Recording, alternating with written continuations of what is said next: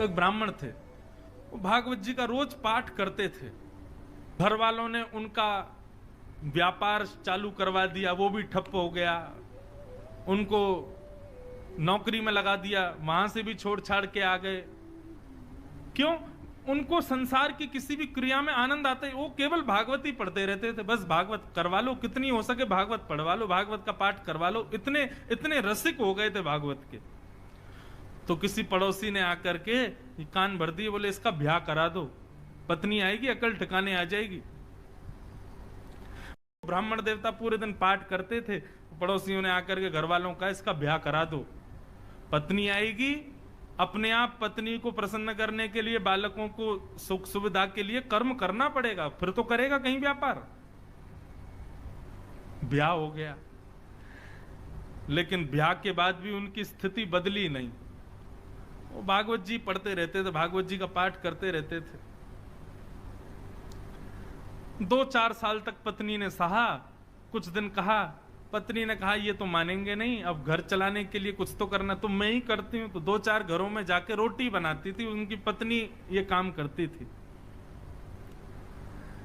पूरे दिन बेचारी लगी रहती, रात्रि में आकर के घर में बैठती, भोजन बनाती, दोनों पति पत्नी पाते।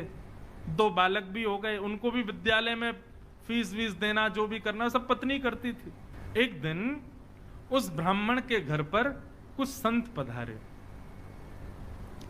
और संत भी ऐसे समय पर आए जिस समय पर घर का पूरी प्रसादी भोजन सब समाप्त हो चुकी थी, सब पा चुके थे। और संत आकर के सीधे आसन पर बैठ गए, बोले बिटिया लाओ कुछ प्रसादी पवाओ। अब प्रसादी तो कुछ थी नहीं, और कभी रसोई में जाए, कभी कहीं जाए, कभी कुछ करे, कभी कुछ करे, कोई योग्य कुछ भी साधन नहीं मिला। बार बार बिटिया को इधर से उधर भागते देख संत समझ गए कि हम गलत समय पे आ गए हैं, यहां पे अभी कोई व्यवस्था है नहीं। संत उठ गए, उठ करके बोले बिटिया महादेव की इच्छा होगी तो फिर कभी आएंगे, हाँ अभी चलते हैं। और प्रणाम करके सब चले गए। वो ब्राह्मण की पत्नी बहुत निराश हो गई। क्यों?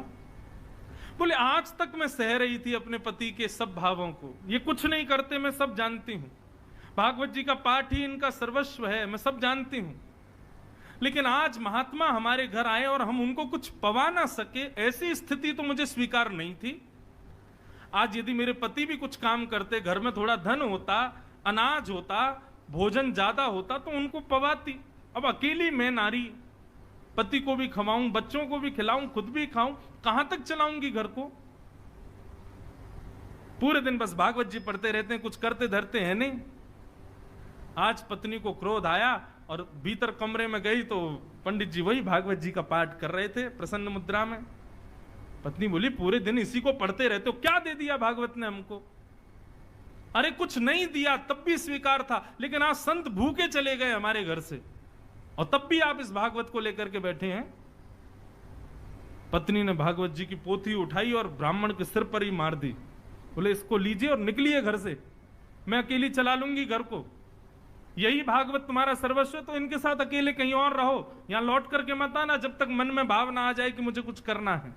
ब्राह्मण देवता अपनी भागवत जी को, उसके पन्ने बिखर गए थे, सब समेट करके हृदय से लगा करके रोने लगे और मनी मन विचार करने लगे, हे नाथ, मेरी पत्नी को आप साधारण पृष्ठ के रूप में दिखाई देते हो, पन्ने के रूप में दिखाई देते हो, लेकिन मैं जानता हूं ना आप प्रत्यक्ष कृष्ण हो।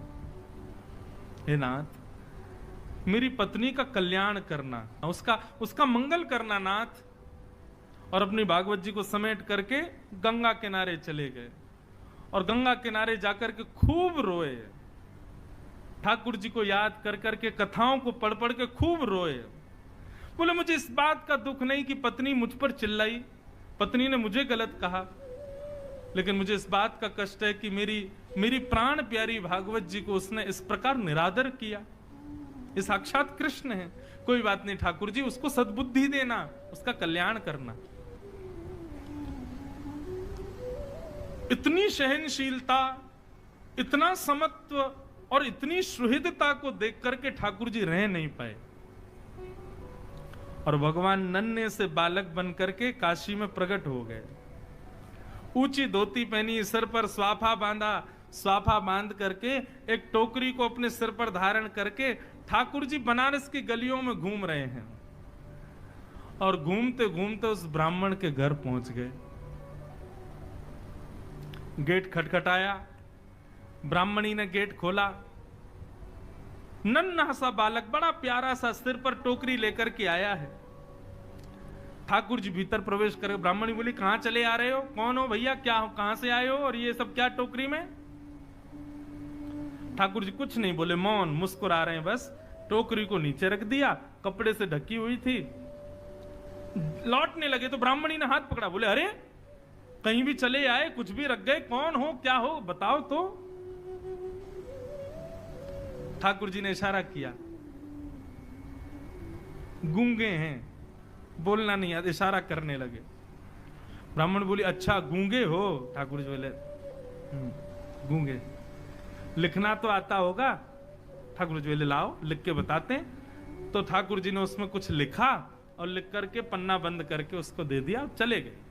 ठाकुर जी ने क्या लिखा था कि आपके पति, जो भी उनका नाम, वे मेरे यहां मजदूरी करते हैं और आज से नहीं, बचपन से मेरी मजदूरी कर रहे हैं, लेकिन आज तक उन्होंने अपना वेतन मुझसे नहीं लिया है। आज तक उन्होंने अपना जो उनकी मजदूरी होनी चाहिए वो उन्होंने मुझसे ली नहीं है। लेकिन आज मुझे किसी ने आकर के बताया कि उनको धन की बहुत आवश्यकता है, तो बचपन से लेके आज तक उनकी जो मजदूरी थी वो मजदूरी में देने आया हूं। और ऐसा लिख करके और ठाकुर जी वहां से चले गए। बोले मजदूरी? जैसे ही कपड़ा हटाया तो उस डलिया में सोने, चांदी, हीरे, जवाहरात, सबसे भरी हुई लबालब वो डलिया, ऐसी ऐसी मणियां, जो मणियां विश्व में देखने को नहीं मिलती, वो सब उसमें रखी थी। पत्नी मन में सोचने लगी, अरे मैं तो बेवजह गुस्सा हो रही थी, मेरे पति तो छुपा रुस्तम हैं, छुप छुप करके कहीं जाकर के मजदूरी करते थे, मुझे बताया भी नहीं। हो सकता है मैं घरों में रोटी बनाने जाती होंगी, उस समय चले जाते होंगे, और बताओ देखो मुझे बताया नहीं। आज इतना धन, अरे हम तो करोड़पति हो गए, हम तो खरबपति हो गए, मैंने भी बेवजह अपने पति पर गुस्सा किया। बालकों को भेज दिया, जाओ पिताजी जहां मिले उनको बुला लाओ। बालक गए तो पिताजी गंगा के किनारे बैठे रो रहे थे। पिताजी पिताजी, माँ ने आपको घर बुलाया है, चलो। बालक चले गए, उन्होंने भागवत जी की पोथी को हृदय से लगाया, रोते हुए घर आ रहे थे और बार बार प्रार्थना कर रहे थे, हे नाथ कृपा करना मेरी पत्नी की बुद्धि सुधरे। जैसे ही अपनी गली के घर की गली में आए तो अपने घर को पहचान ही नहीं पाए। क्यों? आज तो घर का स्वरूप ही बदल गया। दिए जल रहे हैं, द्वार पर बढ़िया सुंदर रंगोली बनी हुई है, सुंदर पुष्पों से घर के द्वार को सजाया हुआ है। ब्राह्मण बोले ये मेरा ही घर है। सुबह तक तो ऐसा लग रहा था तेजहीन, और अभी ऐसा लग रहा है मानो सारे देवता ही मेरे घर में आ गए हों। ये क्या स्थिति हुई? चंद घंटों में सब बदल गया।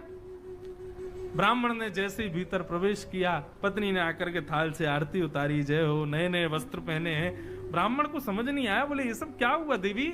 सुबह तो तुम बड़ी नाराज थी, हैं? सुबह तो हमारी पोती हमारे सिर पे मार दी, भगा दिया घर से, और हमारी आरती उतार रही हो, ये सब क्या हुआ? ब्राह्मणी बोली आपकी चोरी पकड़ी गई। बोले मेरी चोरी? कौन सी? आप अपने आप को दिखाते हैं कि आप कुछ करते नहीं हो, लेकिन आपने बचपन से मजदूरी की है। आज आपका मालिक आया था आपकी मजदूरी देने के लिए।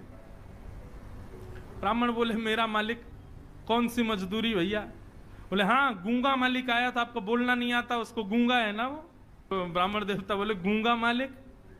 ये कैसा मालिक है भैया? क्या मजदूरी देके गया? कक्ष खोल करके दिखाया तो डलिया रखी थी, सोने चांदी हीरे जवाहरात सब उसमें रखे थे।